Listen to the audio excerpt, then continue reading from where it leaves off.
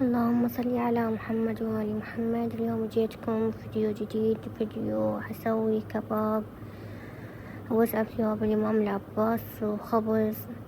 وشاهد الفيديو للنهاية. هنا وصيت زوجي جابلي مسواق اللي محتاجته للبيت. شاهد الفيديو للنهاية حبيبات قلبي، وطلب حوائجكم وإن شاء الله كل حاجاتكم مقضية. وآسفة شوية إذا المقطع قصير لأن أني وحدي وتعرفون وحدي وأشتغل وهاي، فما قدرت أصور هواي. هنا سويت غدا وتغدينا والحمد لله والشكر. سهمنا وسهمكم ألف عافية يا قلبي انتو. وإذا تريدون طريقة التمر الأحمر وشوي السمك منزلته بالقناة شوفوا. وهنا دا أسوي بالخضر. وإن شاء الله هاي السنة من الداعين والسنة تجي إن شاء الله من الشاكرين. كلمة من طالب الحاجة يا رب العالمين.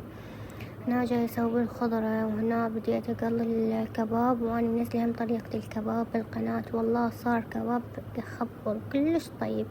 قلت أسوي كباب بالبيت بس ما يطلع مثل هذا الطعم. صحيح هو طلع بشوية ملوحة بس والله الطعم فتشي. شاهدوا الفيديو للنهاية، وإذا حبيتوا أي شي هنا بالفيديو منزلة طريقتهم بالقناة. وأتمنى من عندكم باللايك والاشتراك وتفعيل الجرس. وهنا إن شاء الله طلبوا حوائجكم وإن شاء الله حوائجكم مقضية. هنا بديت أقلي والحمد لله والشكر.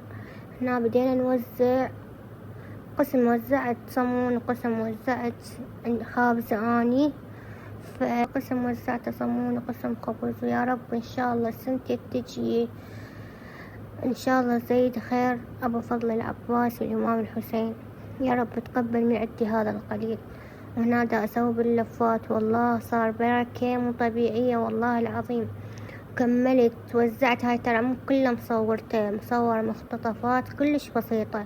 كملت توزيع وجوي قالوا نريد بعد قد ما طيب. ورجعت عندي لحم طلعته وهم قلتهم انتظروا شوية، طلعت اللحم ورجعت سويت كباب وهم وزعت. بس اعذروني لأن وحدي وأصور وحدي وأني أشتغل وحدي، فلذلك تصوير قليل صورت لكم. أتمنى من عندكم ما تقصرون وياي لا باللايك ولا بالاشتراك ولا بتفعيل الجرس حبيبات قلبي. إن شاء الله يا ربي ميزان حسناتكم. هنا ثاني يوم رحت لأهلي، وإن شاء الله فلوق الجاي أنزلكم روتيني يم أهلي. وأتمنى من عندكم تساعدولي هذا الفيديو. لهنا ينتهي الفيديو مالنا.